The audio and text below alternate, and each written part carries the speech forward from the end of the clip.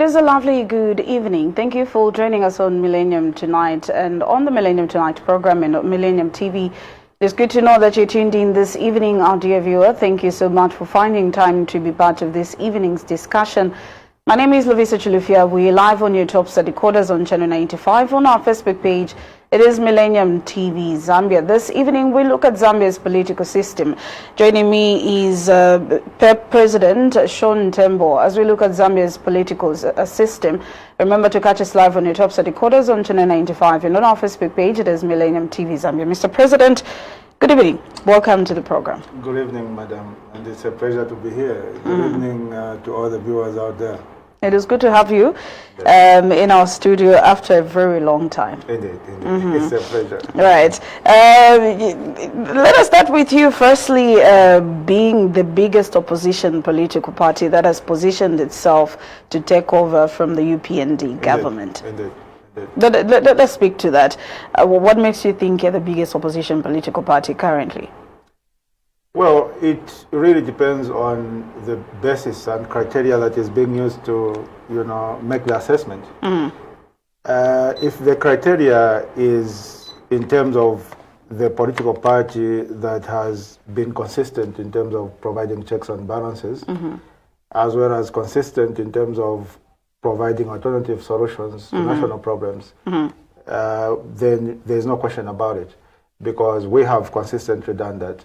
When government does something which is not acceptable to the people, we stand up and we point it out. And every year, we are the only opposition political party that has consistently and continuously developed alternative national budgets in which we outline our alternative economic policies to develop this country and address pressing national issues such as youth unemployment, such as lack of a vibrant private sector, and so on and so forth. And we don't just talk about it, we actually document it in a document, publish it, and share it with everybody. So if you are going to adopt an objective criteria for ascertaining who should be the next president of Zambia, there would be no question that that person should be Enoch Tembo. Yes. You're calling yourself the heavyweight politician. Why? Well, heavyweight might not be the most appropriate weight, but we look at ourselves as the most suitable political party to take over the affairs of the nation, and I look at myself as the most suitable person to make the next Republican president. Yes. Your results in 2021, Mr. President, were not so impressive for PEP. What makes you think that 2026 will be different for you? Well, Lovisa, 5 years in politics is a long period of time. Yes, it is. Just to give you an example, 5 years ago, when Ms. Hakainde Hichilema went to the Copper Belt, he was very warmly received and embraced. This time around, when he goes to the Copper Belt, they throw stones at him. That's how long politics. That was only 5 years. Yes, but it spoke volumes. It spoke volumes, It's one thing for people to boo you as you are speaking. It's another thing for people to go a step further and pick up a stone and throw it at you. You understand? It means they really find you distasteful. You understand? Yes, so I was just exemplifying that 5 years in politics is a very long period of time. And so for us, in the past 5 years, we've been able to grow ourselves. We've been able to reach in the corners of Zambia that we had not gone previously. As we speak right now, just this last weekend, we were in Western Province, checking on our party members, meeting and greeting church leaders, meeting and greeting traditional leaders. The other weekend we were in the Copper Belt. We were in Mpongwe, we were in Rwansha, Kitwe, Chiriaombwe, Mfulira. Those are areas we never visited prior to 2021. The other weekend we were in Ruangwa Boma. That other period of time, about four weeks ago, we were in Eastern Province. So this time around, we haven't been sitting, dormant in Lusaka and just, engaging the people through the media, such as television and radio.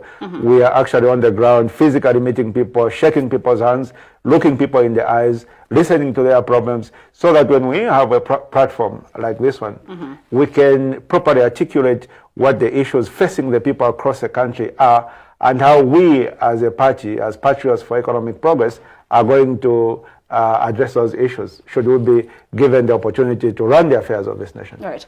Let us talk about what you think the UPND government has not done, has not performed well. What sectors rather they have not performed in well, that the Patriots for Economic Progress feel that if we were to take over, would work on this and would perform better than the UPND. There are lots, but I'll dwell on two. Right. The first one, I'll dwell on it briefly, and then I'll dwell more on the second one. So the first issue is our colleagues in the UPND have not been sincere with the people. They have not been truthful with the people. They have not been honest with the people.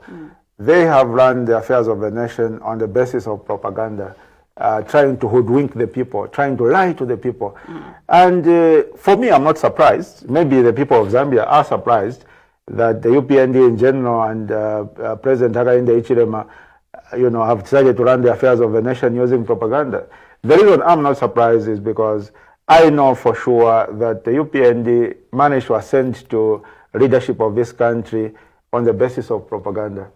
The PF did a number of things wrongly when they were in office, and what the UPND managed to do was to exaggerate those wrong things that the PF were doing by a factor of more than 20, exaggerating the wrong things and exaggerating themselves as the suitable people to run the affairs of the nation. So everything about the UPND was premised on propaganda. Unfortunately, when they ascended to office, instead of abandoning that path of propaganda, it having served its purpose of elevating them to the leadership of this country, they still clung onto it and continue to lie to people. Up to now, they are not sincere. You can see things like, recruitment of police officers. They are always telling lies. Payment of farmers for maize supplies, they are always telling lies. They are not truthful to the people. So that is their biggest undoing, and the people of Zambia have since realized that the UPND are not a truthful, they are not an honest government, that President Hakainde Hichilema is not an honest person, he's not an honest president. That is number one. Number two, and I wish to dwell a little bit on this one because it requires a little bit of explanation. The UPND have, failed to properly manage the affairs of the nation in terms of the economic management of the nation. Yes, because when you look at the people and the interests of the people, their number one interest is food in the stomach, isn't it? And a roof over their heads. That is their number one priority. After they've addressed their economic needs, their financial needs, that's when they can now go and start talking about other things. You understand? So the UPND have failed that. And the reason is simply because the UPND believe in a government-run economy. You understand? You remember the economy, the way it was run under KK, under UNEP, and how Chiruba came and liberalized the economy to put it in the hands of the private sector. That was the main difference between the UNIP government and the MMD government. Not that I agreed with all the policies of MMD, but that was a major difference. So the UPND believe that the government should be the major driver in terms of economic development. That is why they boast about creating employment in terms of hiring teachers, in terms of hiring medical personnel, and so on and so forth. But you can't, you can't develop an economy sustainably through a public sector driven approach. For you to sustainably develop the economy, it needs to be private sector driven. You understand? So what that means is that you need to create a conducive environment for the private sector to grow and thrive. When the private sector grows and thrives, it then has an unlimited potential to create employment, as opposed to these 3,500 employees in the medical field, 5,000 teachers, 2,000 police officers, or 4,000 police officers. So that is just a small drop in terms of the youth unemployment which is there. You're talking about millions of youth who are there, who are unemployed. So there's no difference that is made when you hire 4,000 police officers or 3,600 medical personnel. But if you create the necessary conducive environment for the private sector, and there are small companies coming up and hiring people, they don't need to hire thousands. They just need to hire maybe 4 or 5. This new company has 3, 4. That one has 15, 20. Over a period of time, youth unemployment will disappear because you are adopting a private sector driven approach. Now, I'm sure the next question you ask me is what are those conducive conditions which the government was supposed to create for the private sector, which they have not created? When you look at the private sector in Zambia, 5 years ago, the private sector was struggling. When you speak of now, the private sector is almost dead.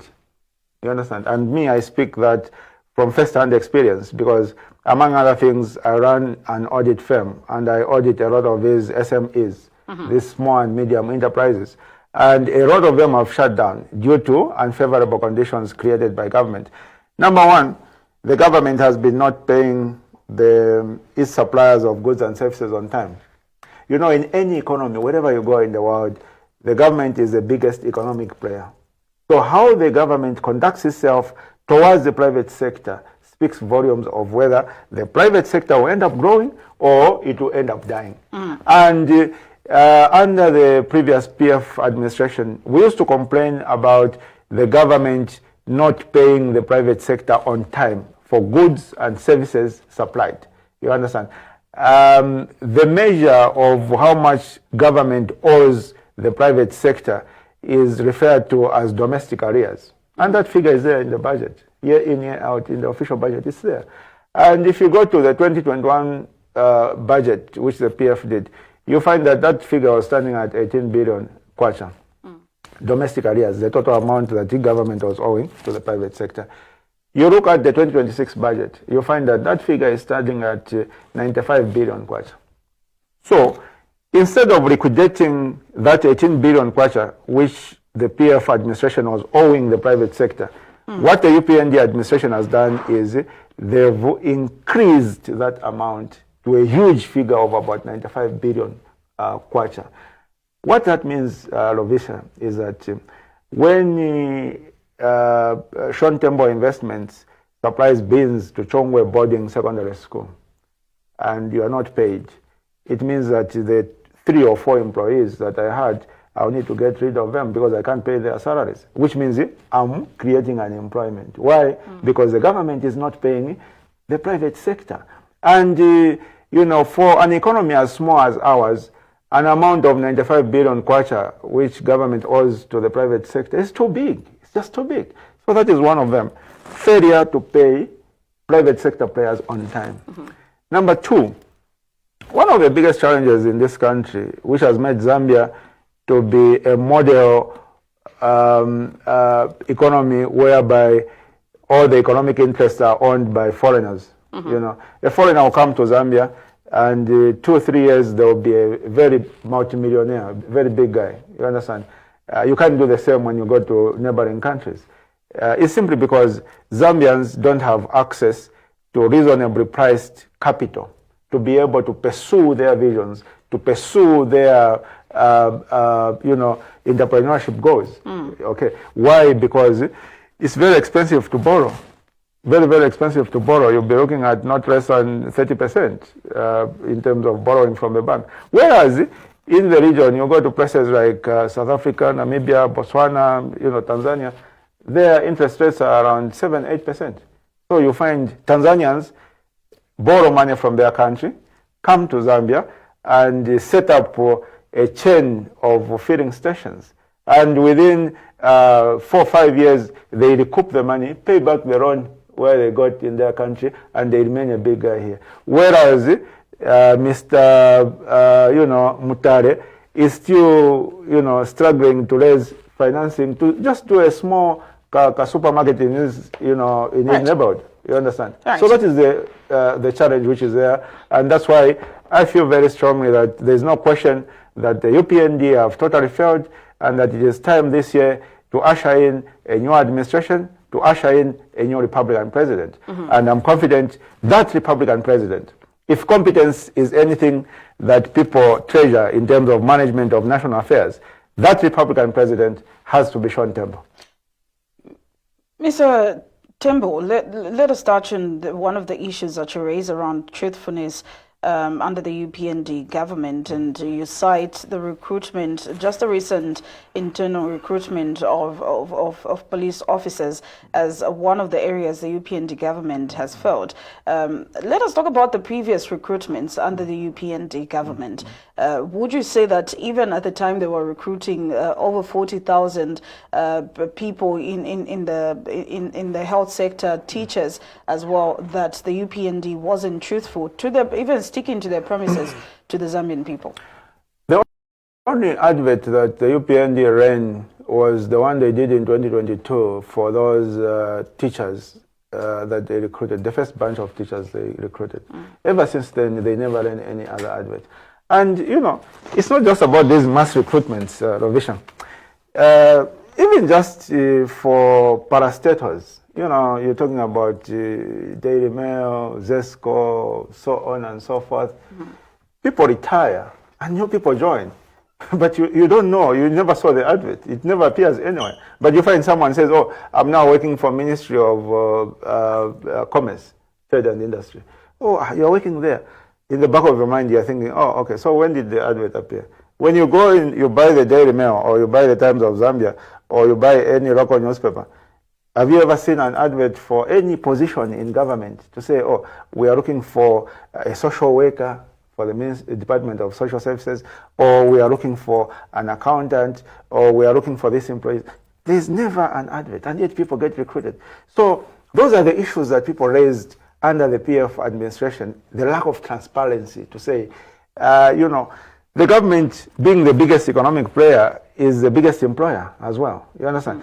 So every Zambian should be given an opportunity to benefit from that opportunity to be employed by government. And the UPND is not doing that. It is not doing that, not at all. Not at all, you understand? So there's lack of transparency, there's too much hoodwinking of the people. Of course, due to their lack of projects to show, you know, infrastructure projects to show, they dwell on, you know, trivial administrative issues such as recruitment of personnel as an accomplishment.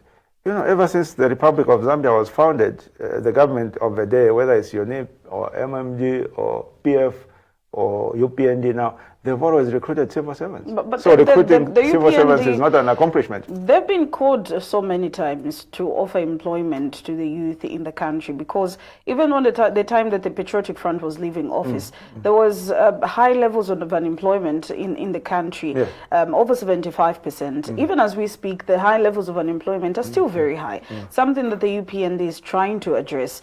They're not doing enough. In fact, they're not doing anything about it. Because you can't, like I said earlier, the most sure way... What would you do different, Mr. Tembo? Let's start from there. Like I said at the beginning, Mavisha, you need to empower the private sector if you're going to address the issue of unemployment. You need to empower the private sector. How do you empower the private sector? The people you owe in the private sector as government, clear them off. When someone who supplied beans to Chongwe boarding secondary school worth 2 million kwacha is paid their money, you know what they will do? And then not only paid their money, and assured that going forward they will be paid their money within a period of 14 days. You know what they are going to do? They're going to recall the people they had fired because they couldn't pay their salaries. They will recall them and say, Berani shito yaone kafuta. Then they will consider, oh, okay, these people, are they credible? Are they going to be paying us after 14 days?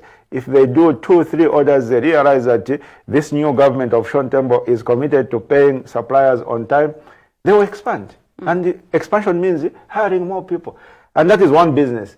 So if thousands of businesses expand even by 2 employees, you're talking about a significant reduction in unemployment. And then the more conducive the environment is, the more the youth unemployment will reduce.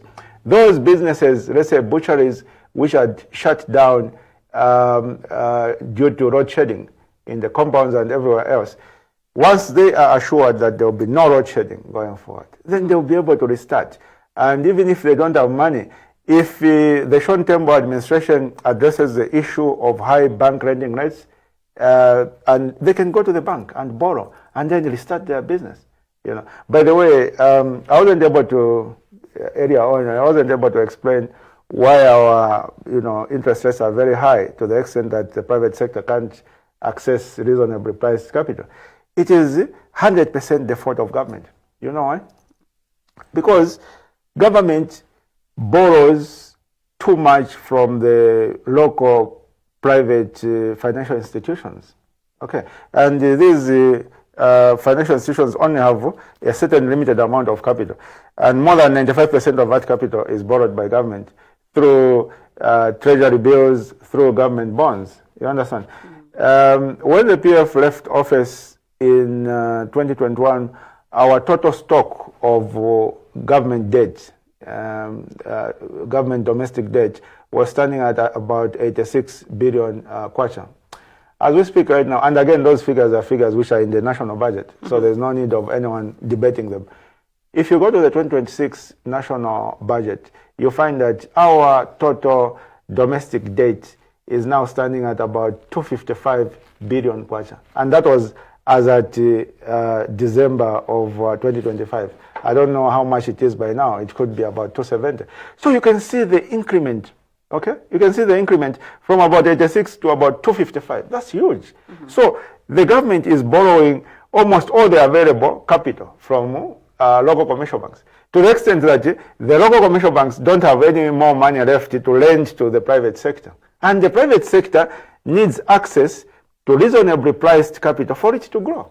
So one of my policies, should the Zambian people be gracious enough to make me their president, is to ensure that we cut down, my government cuts down on the borrowing from the local financial institutions, so that these commercial banks, these insurance companies, these pension funds have excess capital, nothing to do with the capital. At the end of the day, if someone goes to them and says, I want to start a butchery business, I want to borrow, they won't give, then they offer 30%. He says, that's too high, I can't afford 30%. They'll ask him, how much can you afford? You say 22%. And then just like that, the interest rates will be dropping. Why? Because there is excess capital. The government is not borrowing from the banks, so they have to lend it to the private sector. So before you realize it, the private sector will be vibrant, because people can walk into the bank just with a business plan. That's what happens in other countries. You walk into the bank just with a business plan. No house, no vehicle, security, no whatever, just a brilliant business plan. And the bank will give you money. You know why? Because instead of the bank just keeping the money in their account, in their safe, they would rather give it to someone, so that even if out of 100, 30 they default, at least the 70 will be able to pay back and cover the other 30 who would have defaulted. So they're able to take risks. Right now, Zambian commercial banks are not willing to take any risk. Right. Why? Because they can easily lend to government and get interest and just sit back, even if they don't lend a single way to the private sector. That will change under a Enoch Tembo presidency. Yes.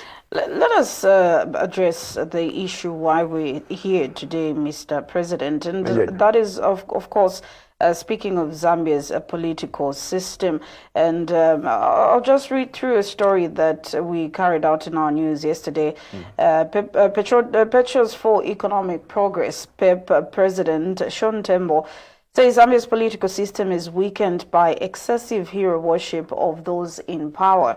Mr. Tembo argues that this culture discourages people from questioning leaders or offering honest advice, which is unhealthy for governance. He says effective leadership depends on advisors who are objective and willing to speak the truth without fear. Let's talk about how conducive Zambia's political system is. It's very far from conducive, very far from conducive.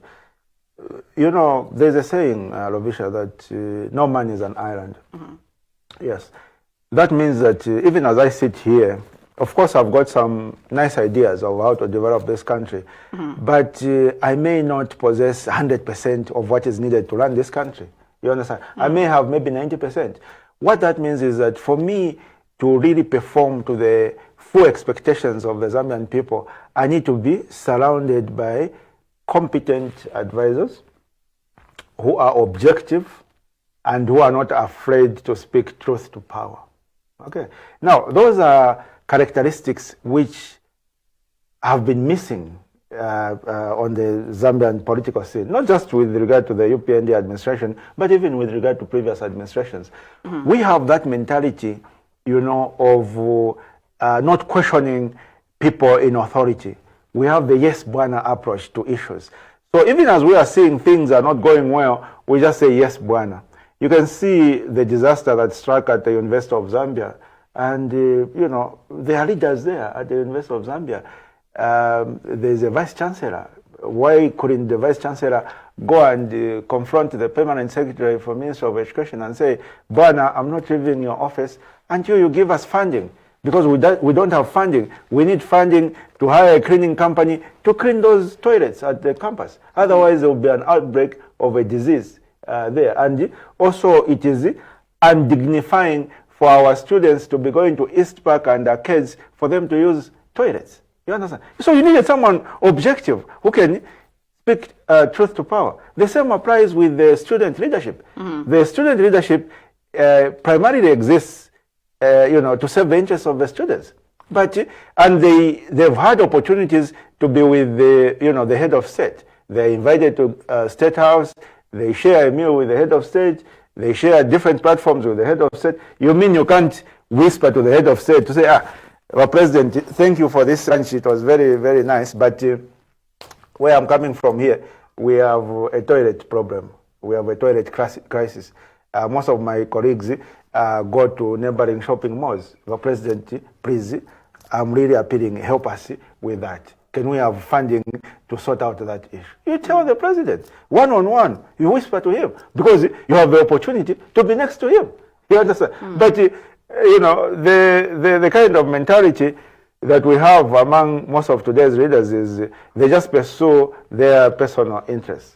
You know, you are just waiting for the moment the president will see, Pakuya, see Revi Ngoma, he has a small parcel for you, so that you get your parcel, push it in the pocket, and then off you go to campus where your colleagues have to travel a kilometer to go and use the toilet. So there's that lack of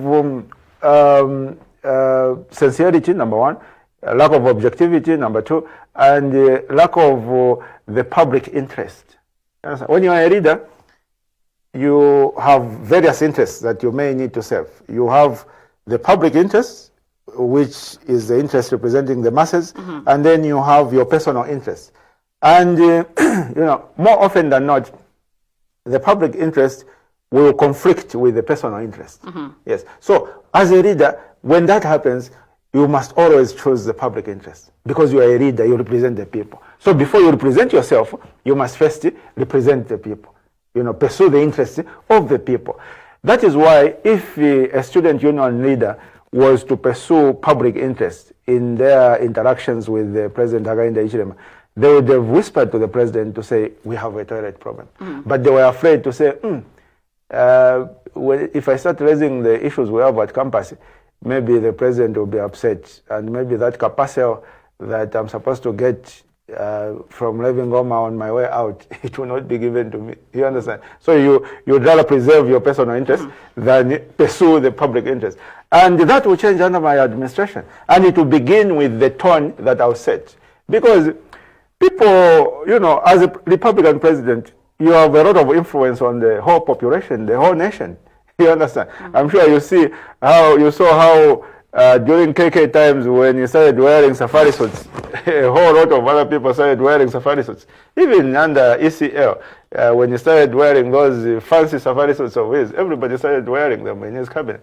So you have that influence. People look up to you, even when you don't realize that they are looking up to you. So your actions, your mannerisms, they speak volumes, and they've got a huge potential to influence the masses. So it's up to you to decide, do you want to influence the masses positively or negatively?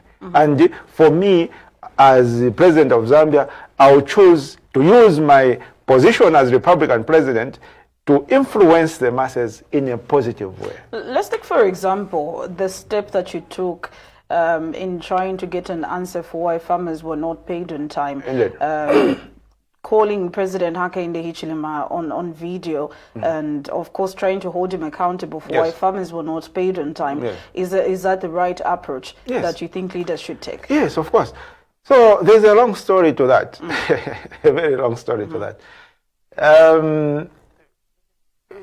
What happened is the government, through their propaganda machinery, started peddling a line to say farmers have been paid. That was as at August. So that was their position. Even Cornelius Mwetwa, he went on TV and said, no, everyone has been paid. Okay. And then, so now it's difficult, like, how do you prove that farmers have not been paid? Me, I knew that farmers have not been paid because I've got a lot of colleagues, a lot of relatives, and so on and so forth.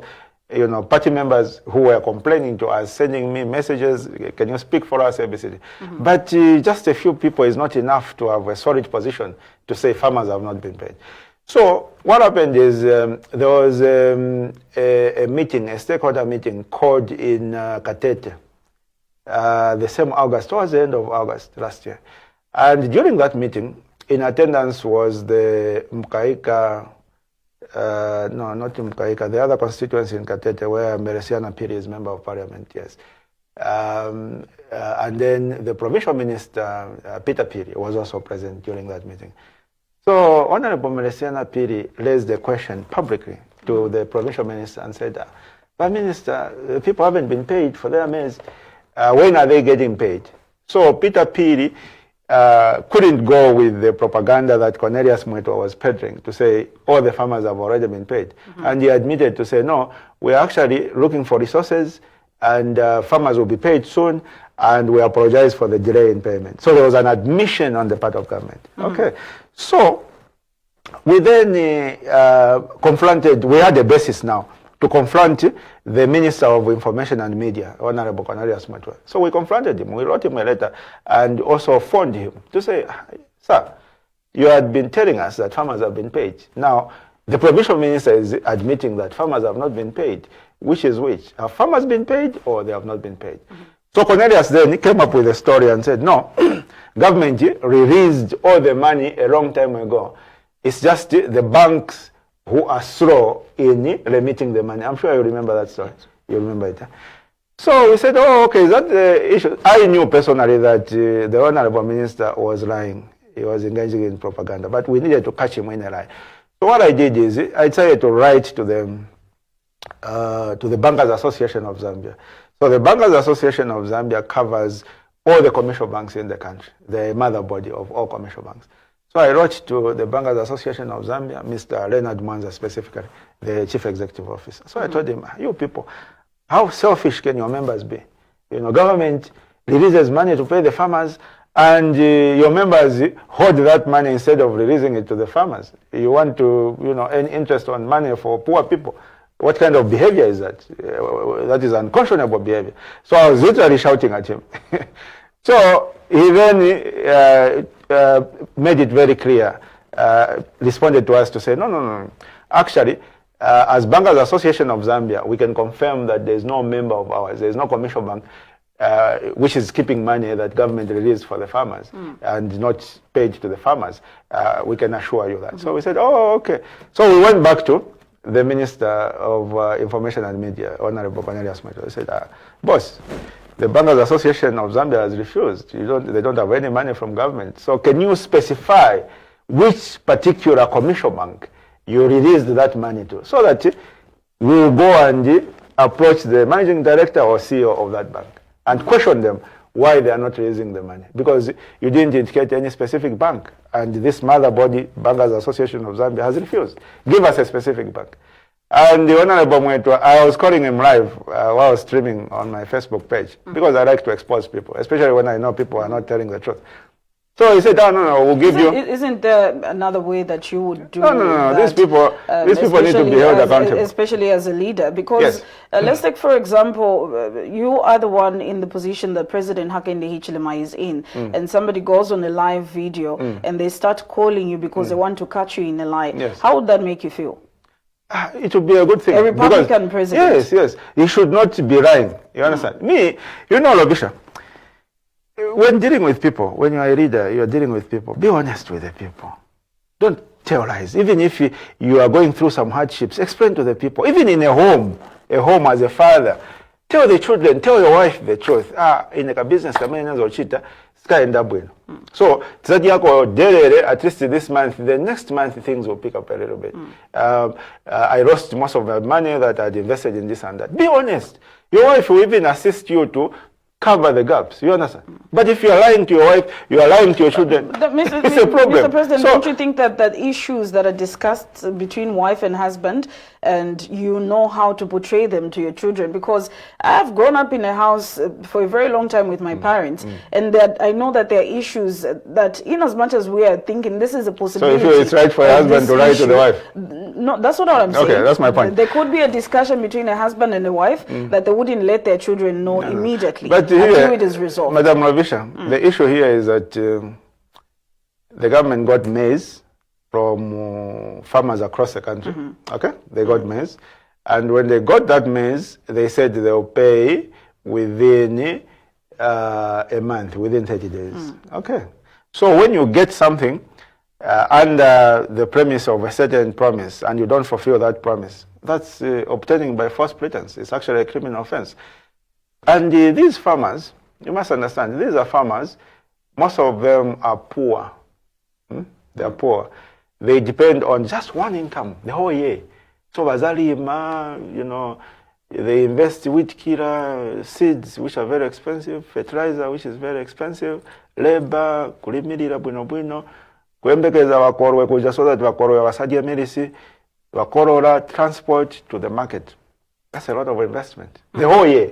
You get paid every month. And even a month is wrong. You feel you wish you could be getting paid every week. Imagine someone who gets paid once a year. That's a long time, surely. People need to have a conscience. You need to have remorse. You understand? And then you get the maize from these people. You go and sell it to DRC, you go and sell it to Malawi, you go and sell it to wherever, and you're not releasing the money.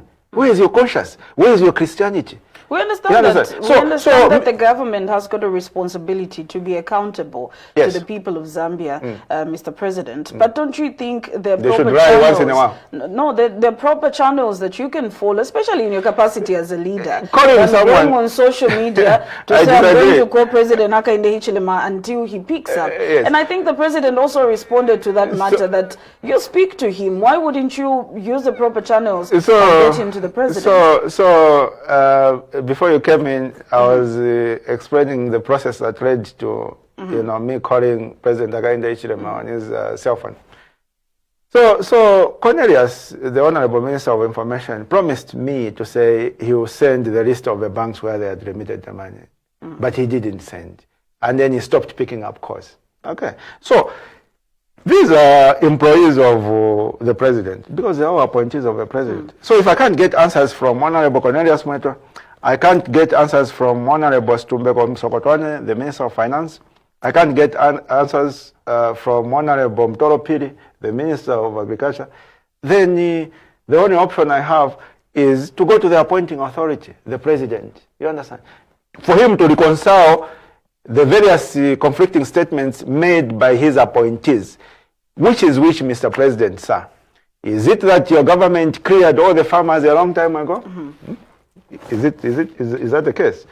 Or is it that your government released the money for all the farmers and the delay is coming from the commercial banks? Is that the case? Or is it that your government has not released any money to the farmers? Tell us the truth so that we can communicate the truth to the farmers, affected farmers, who are waiting for this one payment after the whole year. You understand? It's a simple issue. So that's why I started calling the president. And the reason was simple, for him to tell us the truth. So he avoided my calls for a while. Eventually he called back. And And he gave the assurance that farmers will be paid on the 10th of March. Again, so we said, okay, we are not unreasonable people. Our president had promised people will be paid on the 10th of March. Again, we continue calling him. We said, okay, fine. We'll wait, Mr. President, so we'll wait until the 10th of March. The 10th of March came and it passed. Farmers were not paid. You understand? So I said, okay, I'll give him a day to pass. So on the 12th, farmers had still not been paid. So that's when we started calling him again for the second round. Okay, because he made a commitment, he made a promise.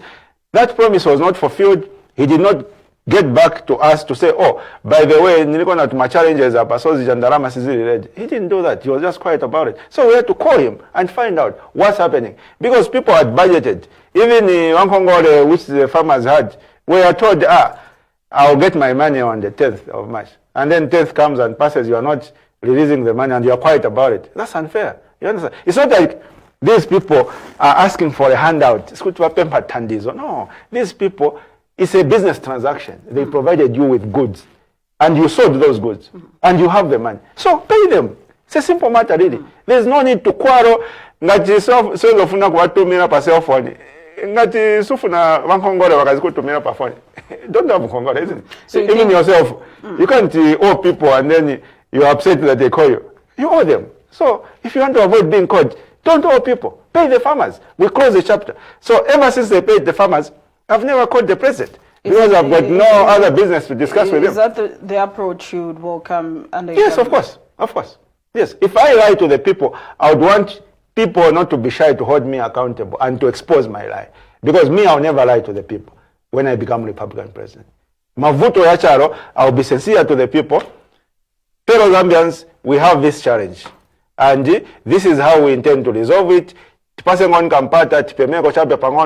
We'll sort it by this day. If by that day, my government has not sorted out the issue, I'll go back to the people. Before the day that I promised, I'll go back to the people and say, colleagues, I had promised that by this day, this matter will be resolved. Unfortunately, we had some hiccups, so it will be resolved in the next 3 days. That's how you deal with people. You can't be too aloof and arrogant. You can't adopt that kind of approach, like the approach that our president, Mr. Hakainde Hichilema, adopts in the governance of this nation. Right. Let us talk about how the opposition is also contributing to strengthening Zambia's political system. Yes. So I can't speak for other opposition political parties. You've interacted with a lot of political opposition political but I wouldn't want to be their spokesperson. I can only speak authoritatively about my party, the Patriots for Economic Progress. Yeah. Like I indicated at the beginning, you know, for us, we have always had clarity of mind in terms of what our job is as an opposition political party. We see our job as being twofold. Okay, twofold. On one hand, we provide checks on government, checks and balances on the government. We see the things that government hasn't done properly, and we point them out. If government is borrowing too much from the local commercial banks, we point it out. You are crowding out the private sector. If government is engaging in untransparent police recruitment, like these 4,000 police officers, we raise the issue. If government fails to pay farmers on time, we raise the issue. That is one part of our job. But that is not enough. Because the checks and balances part is what almost each and every other opposition political party tries to do, really. They always speak about something. Yeah. The part which no other opposition political party in Zambia has been able to do, which is the second part, is to provide alternative solutions to national problems. It's not enough to point out to say, UPND wakangiwa paja, President Hakainde Hichilema wakangiwa paja, Dan wakangiwa paja. That's not enough. You are merely pointing out the faults. But you, if you were in their shoes, what would you do differently? That's where the issue of alternative solutions to national problems comes in. And for us, we have consistently done that, not only to this government, but to various other, but to the previous government as well, to the PF government as well. And both the PF and the UPND have adopted a number of our proposals contained in our alternative national budgets. They've adopted them, and they're implementing them. the policy that CEC is implementing right now in terms of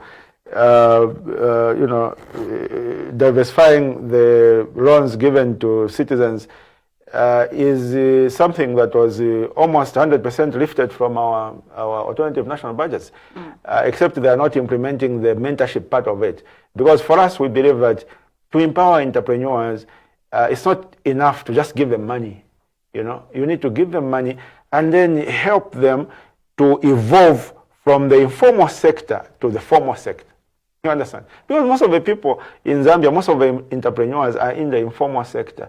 Wamaenda per market bagulisa muntu alandinga shop ikulu per market, he makes good money, he makes maybe 2 or 3 million a month. You understand? But they don't have a bank account, they are not registered with ZRA, their employees, they don't pay as you earn on their employees, and so on and so forth. So when you give a run to the private sector, especially the informal sector, you also need to help them transform from the informal sector to the formal sector, where they formally establish themselves. They are trading under a limited liability company, they file returns with PACRA, and so on and so forth. So that part, they haven't been able to implement that. But my government, should the Zambian people be gracious enough to make me president of this country, will implement that.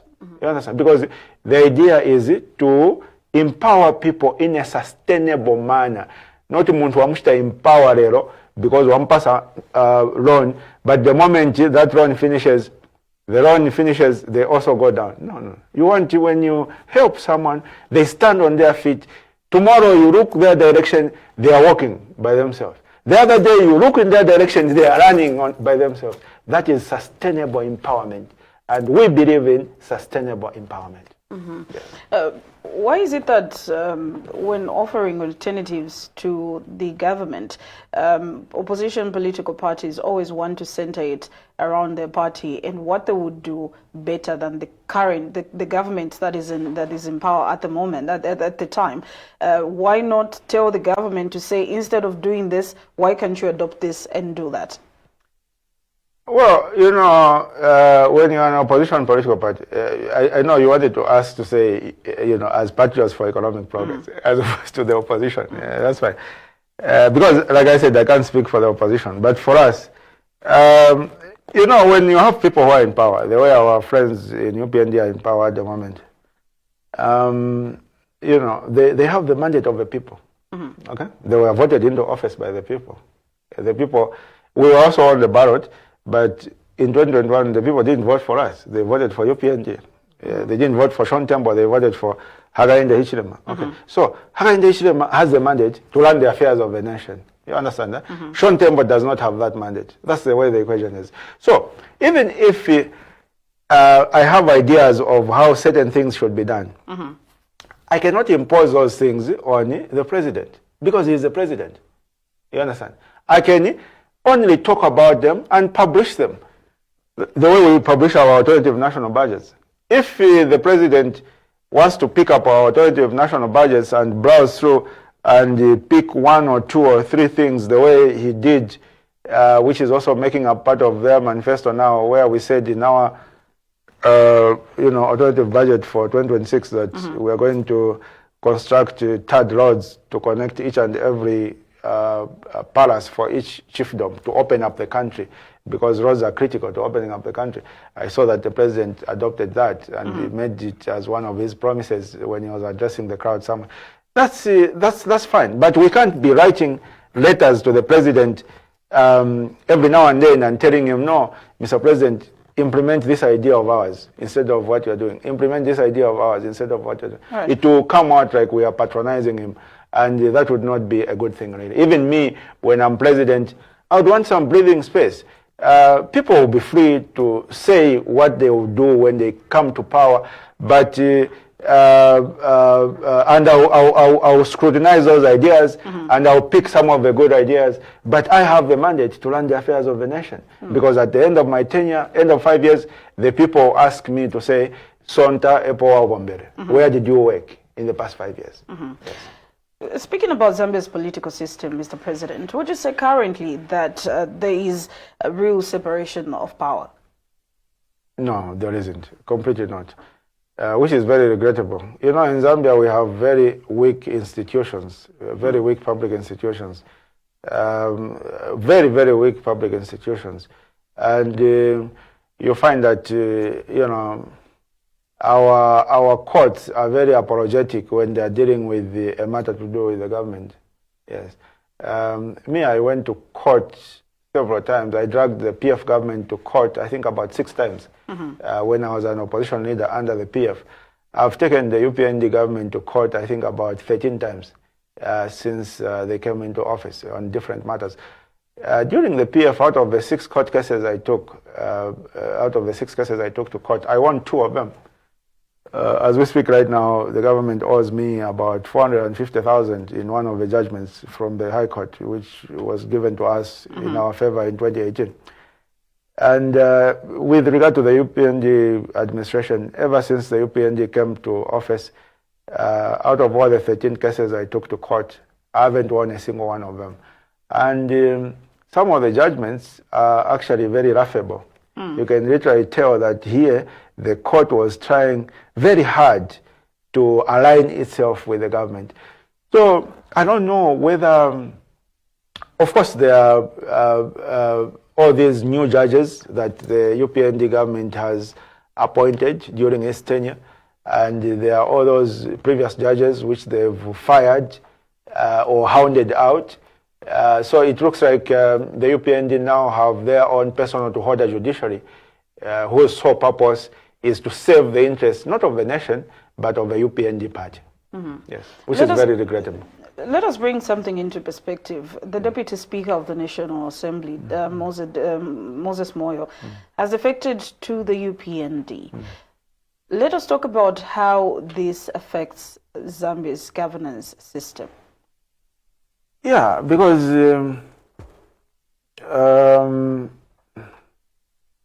well, it's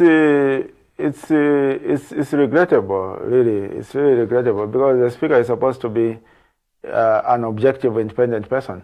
But when you look at this particular parliament, you find that even the speaker herself, her deputies, her 2 deputies, they've been unapologetic in terms of their affiliation to the ruling party. They've been unapologetic about it. Even the quality and caliber of their rulings in parliament, you can literally tell that these are not justified. They are seriously aligned towards the ruling party, which is regrettable because we're supposed to be a democracy.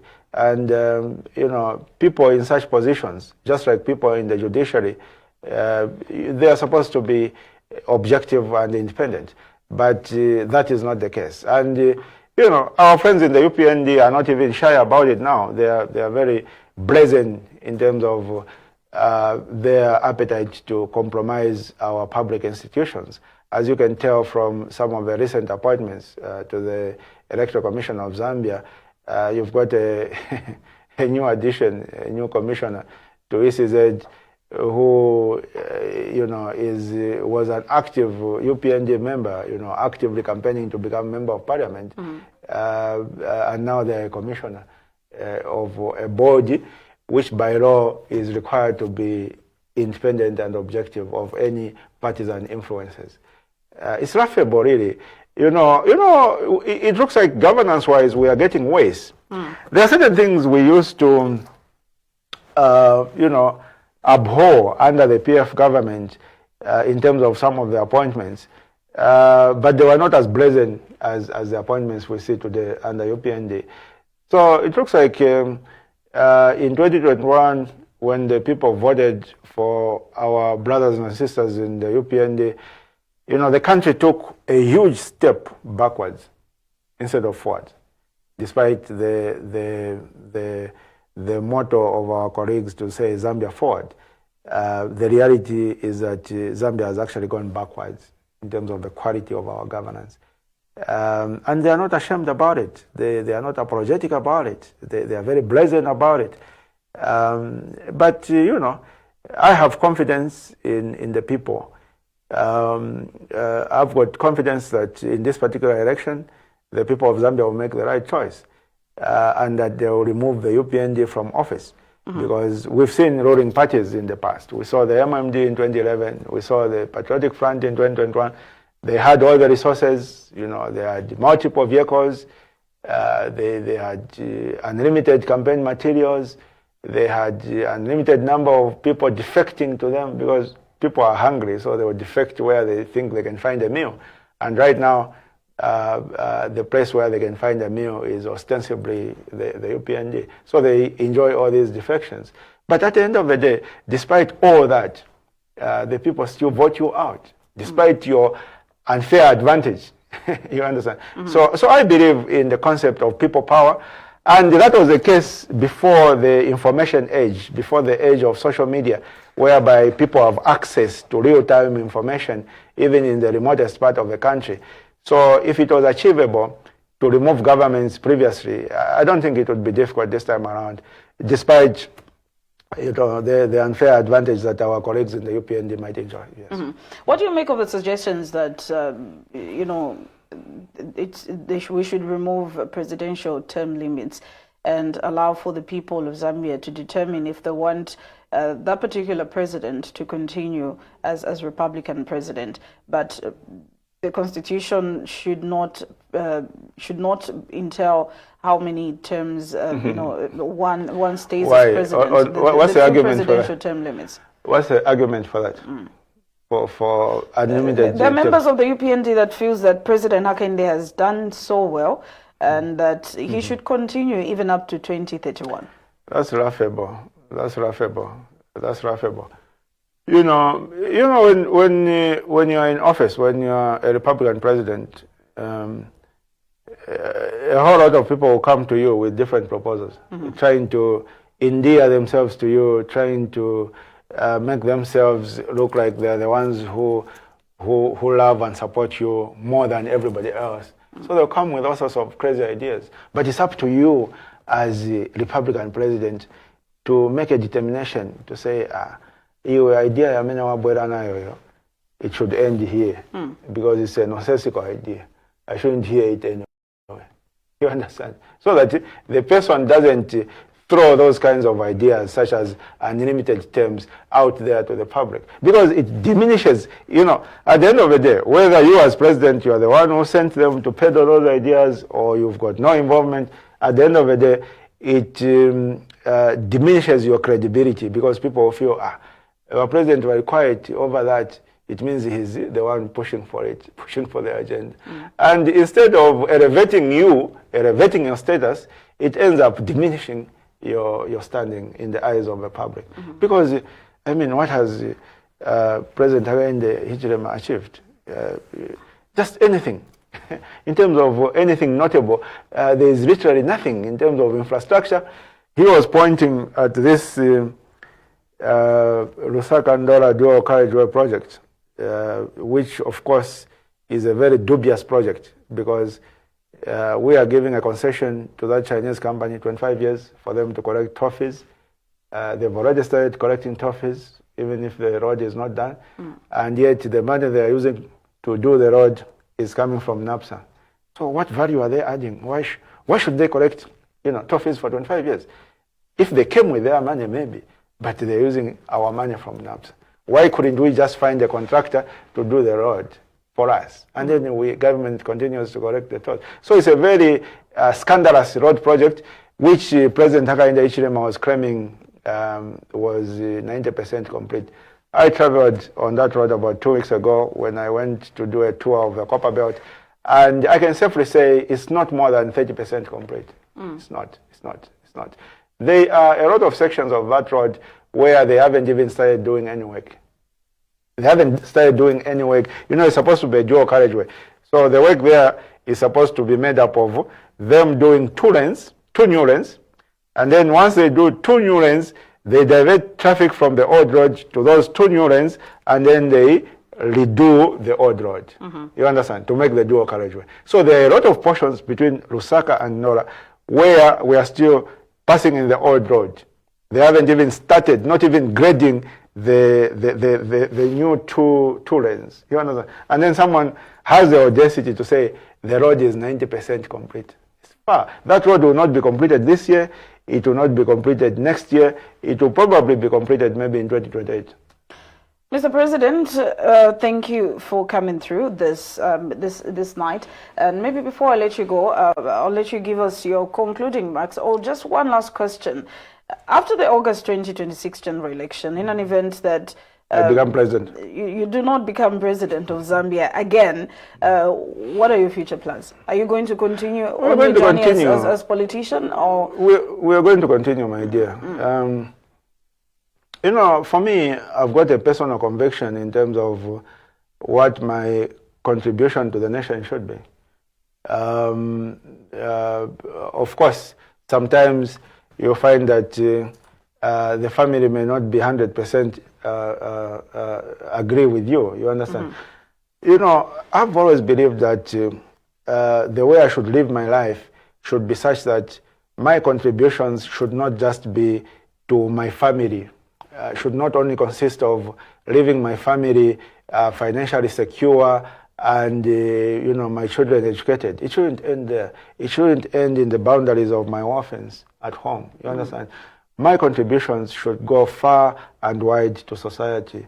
And I believe that the most effective way I can contribute to society is through, you know, political leadership. Yeah, because I've tried other avenues. I ran a charitable foundation, the Enoch Tembo Foundation, for a period of more than 10 years, where we were sponsoring, you know, needy children at these schools and so on and so forth. During that 10-year period, I think I spent more than $500,000. You understand? Yeah, helping people. But I realized to say, you know, helping people, just, you know, individuals, is a bottomless pit to a large extent if the system is non-functional.